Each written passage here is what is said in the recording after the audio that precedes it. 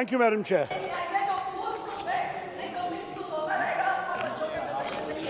Thank you, Madam Chair. I rise to speak on this bill at this late hour because the integrity of our public examinations is ultimately about something much larger than the exams themselves. It is about whether a young Indian can still believe that hard work will be rewarded fairly. I won't indulge in the infantile whataboutery we've already heard today about which party has presided over more leaks. We are here because the system is broken and we must fix it. Every year, millions of Indians sit for examinations like NEET, UGC, NET, JEE. They don't just carry an admit card into the exam hall, they carry years of hard work, sleepless nights, the hopes of entire families. Behind them are parents who exhaust their savings on coaching and books, mothers and fathers who actually put their own needs aside so their child can have one more chance, and students who leave the comfort of their homes, often at a very young age, to spend years in unfamiliar cities chasing a single opportunity. For many families, that one examination becomes a locus around which everything resolves: their savings, their sacrifices, their anxieties, their dreams for a better future. All these students asking the government are, give us a fair chance and let our performance decide the rest. When a question paper is leaked, therefore, what is stolen is the value of somebody's hard work. Your bill introduces all sorts of punishments, 10 years imprisonment, 10 crore fines. Fine, but if somebody makes a business out of selling the futures of our children, yes, the law must come down heavily on them. But punishment begins after the damage has already been done. By the time we arrest a person who leaked a NEET paper, lakhs of students have already suffered. Our ambition cannot be merely to publish a paper leak more severely. Our ambition must be to prevent it from happening, Madam Chair. Every paper leak is not an isolated scandal. It exposes a deeper structural weakness in our examination system. If Parliament is serious about safeguarding the integrity of public examinations, our focus must not be, as this bill is, on punishing failure, but on preventing it. The bill talks about investigations completed within 2 months, trials within 3 months. It provides for special fast-track courts. But has our judicial system got the capacity? In 2025, Madam Chair, fast-track special courts registered 1.44 lakh new cases, but it only disposed of 66,500. Pendency in the existing fast-track courts is 2.46 lakh cases. Fast-tracking is not going to be achieved by passing a bill alone. It requires adequate judges, prosecutors, timely investigations, efficient case management, and a situation where the CBI counsel actually shows up in court, unlike today. Until these gaps are addressed, justice will continue to be delayed. You can pass a law, but justice cannot be legislated into existence. If the government really says this bill is going to get cases done in 3 months, can it tell the House how will it be achieved? Will there be more judges, dedicated prosecutors, better forensic capacity? Or is this just a law in paper? Similarly, with this proposed special task force, who will serve on the special task force? What qualifications must its officers possess? What will be their tenure? Under which circumstances will a case be handed to it? These questions matter because both the wrongdoers and the investigators are operating under the administrative framework of the government itself. We can no longer think of paper leaks as somebody just opening a sealed packet and finding the questions.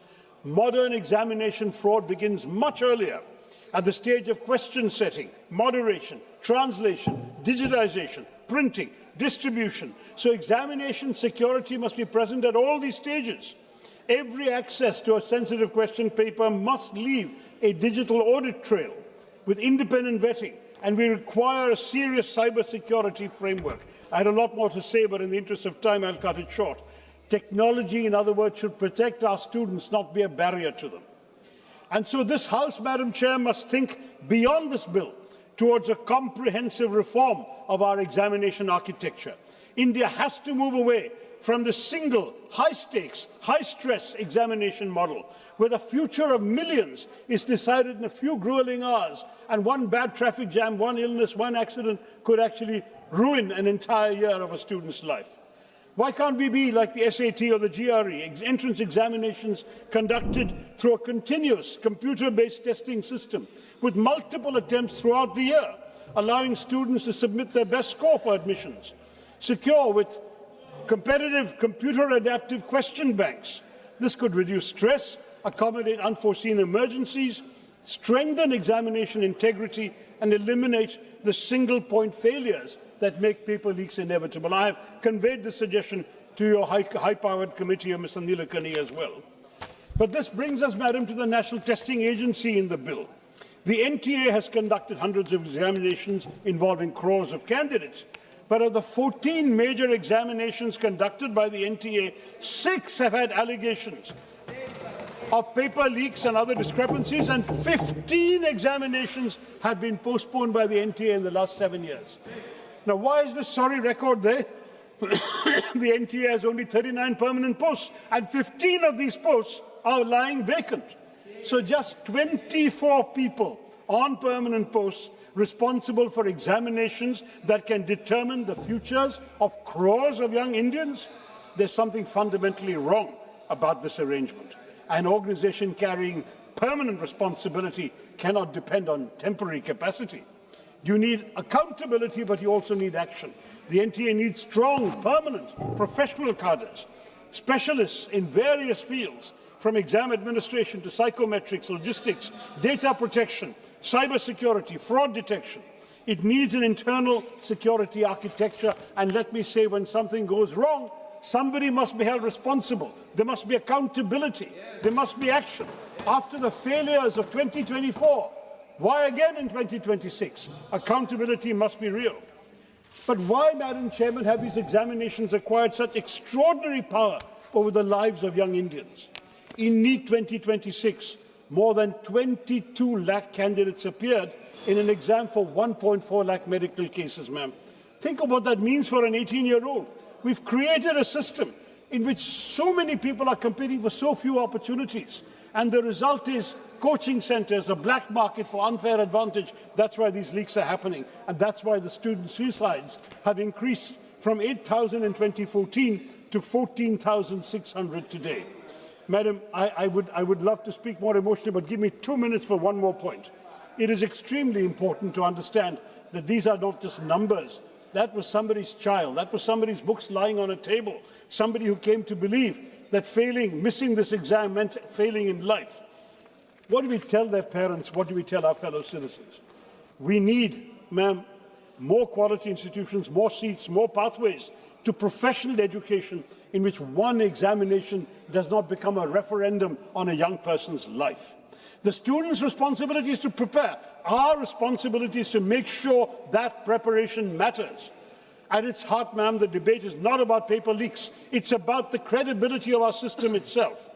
We must have a comprehensive transformation. This bill will pass, but it's not enough. That's the message I want to give the government. Let us dismantle these cheating networks. Ma'am, 1 minute. Let us do something more important. Let us build an examination system in which these crimes become harder to commit in the first place, because the success of this law should not be measured by the number of people we send to prison.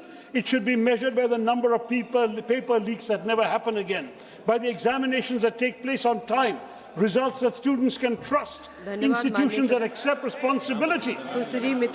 More importantly, madam, it should be measured by whether a young Indian can walk into an examination hall believing that one simple thing is true, that no one has bought an advantage they've spent their years working to earn.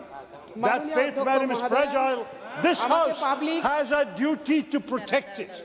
Thank you, Madam Chair. माननीय अध्यक्ष महोदय, आमाके public examination संशोधन bill 2000